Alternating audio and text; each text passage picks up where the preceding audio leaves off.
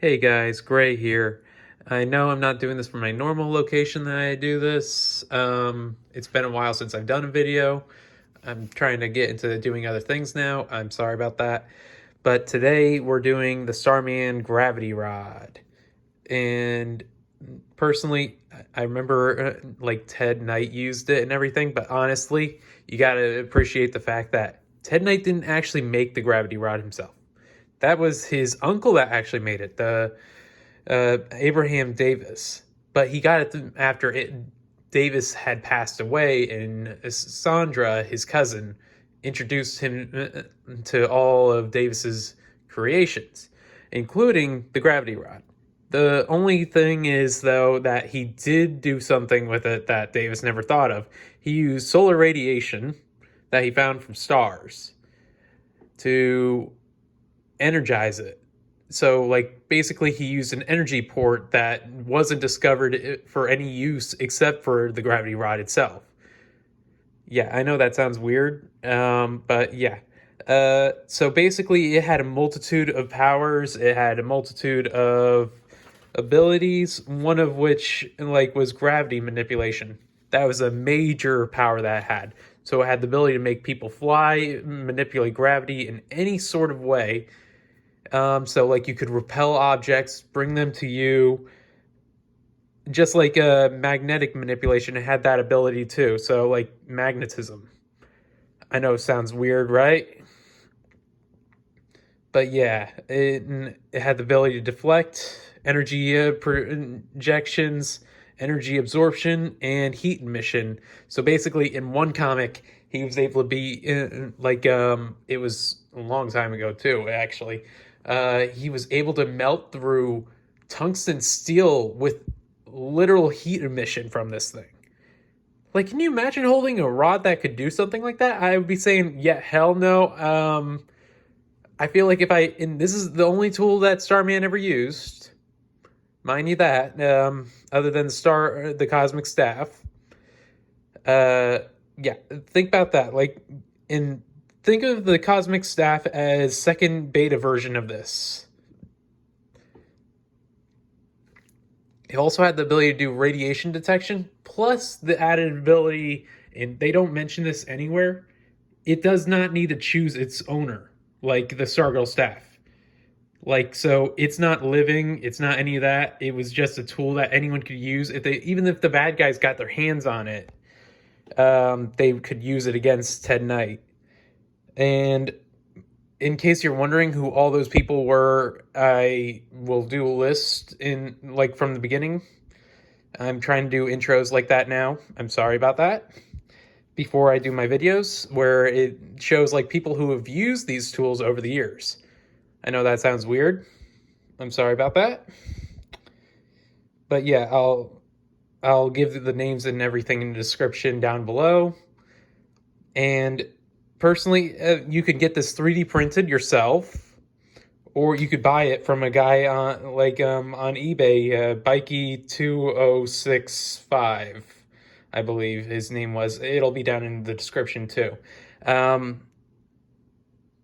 and it has the rubber harness and everything. But personally, I'm thinking of doing it because it's hollow on the inside. I was thinking of doing something with it. I was thinking of putting a Bluetooth and a battery charger for my phone into it, like so that it doesn't do nothing, because it's hollow.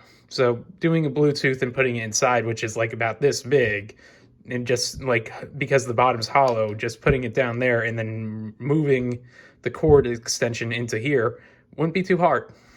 And personally, doesn't sound that hard either. It'll take a little bit of time, and I'll have to sand a few things out and Dremel it. But, I know it sounds weird to me, and it sounds weird to a lot of other people, but personally, the Starman was one of my few favorite characters, and I don't mean Sylvester Pemberton, I don't mean any of those other guys, I mean Ted Knight himself. Because the whole reason he became a superhero was after a certain incident before Sandra showed him the tool. Before he ever knew the rod ever existed, he was involved in a robbery where he was with his girlfriend. and Batman and Robin saved him, and she was afraid for like Ted's welfare and her welfare. So Ted took it into his own hands to, like try to save everybody later on, and became one of the mystery men of the JSA. I know, sounds weird. It really does. But yeah, and he's been in a multitude of different storylines. He's been in the All-Star Squadron. His son, his other son, both followed in his footsteps. Weirdly enough, you would think Jack wouldn't have followed in the footsteps because he was the youngest, but the irony is why he followed his father's footsteps was because he gave up on being a businessman. Yeah, like really? Your father was like a world international rich dude. You went into a businessman, and your father literally saved people during World War II. And unlike his eldest, it was kind of weird. He chose not to wear the suit. He chose to wear his own stuff, like he chose to wear leather and everything else. Just like Courtney Whitmore went after the Star-Spangled Kid suit, even though Sylvester's son didn't go by Starman until later years after he got the gravity rod and a few other things, and shared the staff with Courtney. So it's kind of like he went by Star-Spangled Kid after Sylvester gave up the name and became Skyman. So, yeah, it's actually kind of weird, but, that'll be in the link too. But if anyone is looking to make one of their own, there's a 3D, I'll put the link down in below. It's totally worth it, totally awesome. I would 100% recommend buying this, though it does not come with a stand at all, even though there are pictures of the stand when you buy it. And I'll show you what it looks like when you have it up close or far in a little bit, in like a few seconds, okay?